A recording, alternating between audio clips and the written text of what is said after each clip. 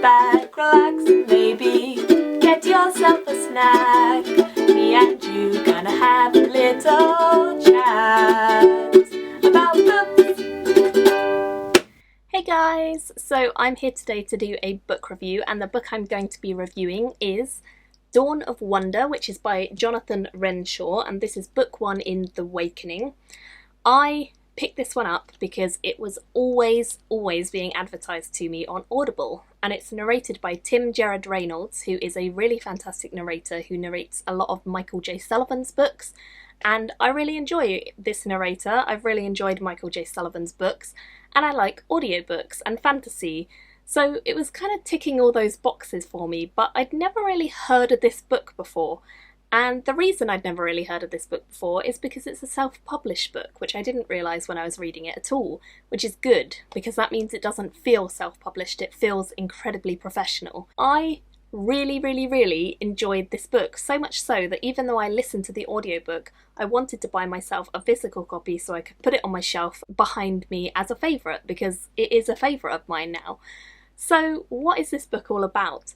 It follows a young character who's called Aidan. He lives with his friends in the Misty Vales, which is part of the north in this world, and he lives there and he has a pretty happy life overall. His family life at home is not so great. He lives with his mother and father, but his father is abusive. But he spends most of his time out in the woods with his friends, particularly one friend who is female.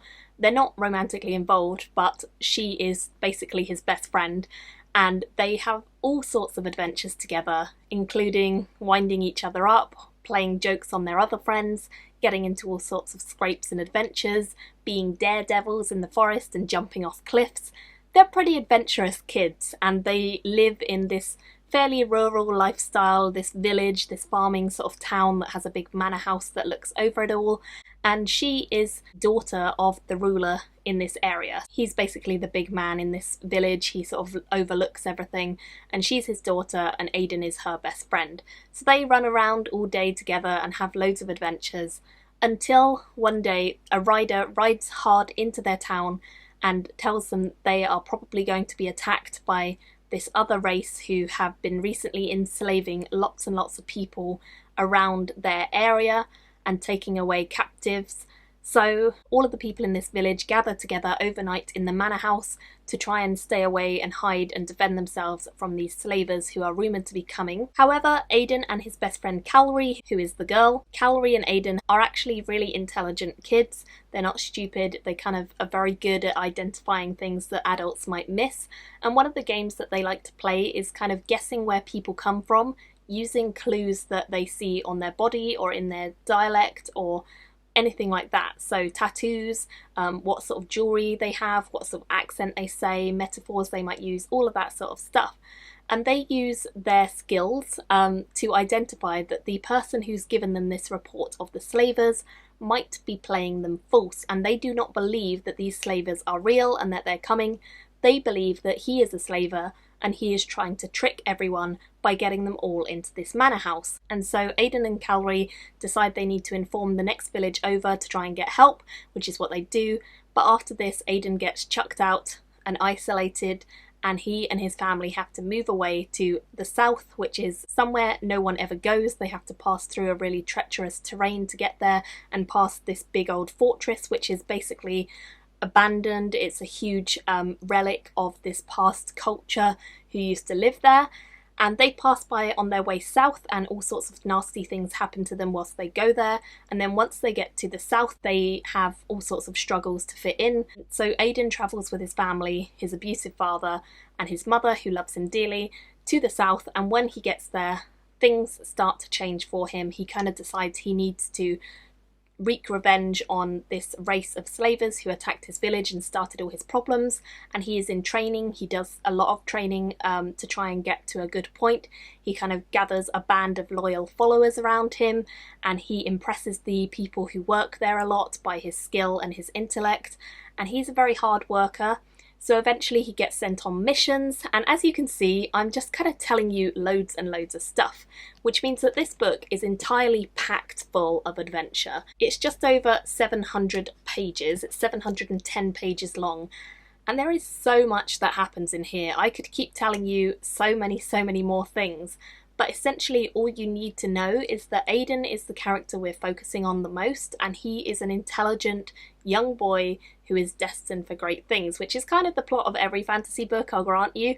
But in this book, I think it's done really well, and I love the introduction to this story. I just felt it was a really instant connection with the main character and his friend Cowrie, and I loved the way that it developed his story. I felt like there were so many moments that I was gripped, so many moments that I just wanted to know what was going to happen next. And I just fell in love with this character and this world and the way that things unfolded, and it went from adventure to adventure to adventure. And he's just a really interesting character to read about. So, I mean, yes, it's about a young boy who finds that he has a bigger destiny, but no, it's a self-published book that does an amazing job at keeping the pace going, keeping the adventure interesting, keeping the characters being developed constantly, and the world building expanding and opening more and more different areas. And it's only book 1 in the series, which I'm super excited about, because now I found a new series I can look forward to the next one coming out for. And I think, hopefully, from the research I've done online, the second book might come out later this year or next. Fingers crossed, because I'm super excited for it to come out. And yeah, I just really enjoyed this. I was hooked into it straight away, and I kind of didn't stop. I just went straight for it, and I think I read this in about 3-4 days, which is pretty impressive considering it's about 700 pages and I was working. So I'm really happy with it, and I really enjoyed it, and I was just totally blown away when I found out that it was a self-published book, because it felt so interesting and exciting and so well paced and put together, and I just really enjoyed it. So if you're looking for a self-published book that you might enjoy, this one is 100% that. But even if you're not looking for a self-published book and you just want a great fantasy read, this is a great fantasy read. I mean, I loved it and I can't really give it any higher praise than that, but there's so much that happens in here that I think you just need to read it and really enjoy it. And of course I would hugely recommend the audiobook, because that's how I found out about it, and I think more people need to read this because it's 100% worth reading. And if another publisher doesn't snap this up soon, I don't know what you're doing. Like, this is the sort of story that needs to have a publisher backing it so that it gets the exposure that it deserves, because I really would recommend this, and I think you're gonna love it. If you like epic fantasy, if you like high fantasy, check this one out, because it's great and I loved it. So I gave it a 4 stars, only because there is a bit of romance in this which is slightly annoying. Luckily the main character figures it out and realises that he's going after the wrong girl, which is good, but there is a slight moment where I thought, oh, this is a bit annoying. So bear that in mind. It's only very slight, and the rest of it is amazing, and I have a feeling that book 2 in this series is going to be brilliant. So keep your eyes open for this, pick it up if you can. Definitely tell me if you do. I'd love to hear in the comments below. Thank you all so much for watching, and I will see you very soon in another video. Bye! Thank you for watching my video today.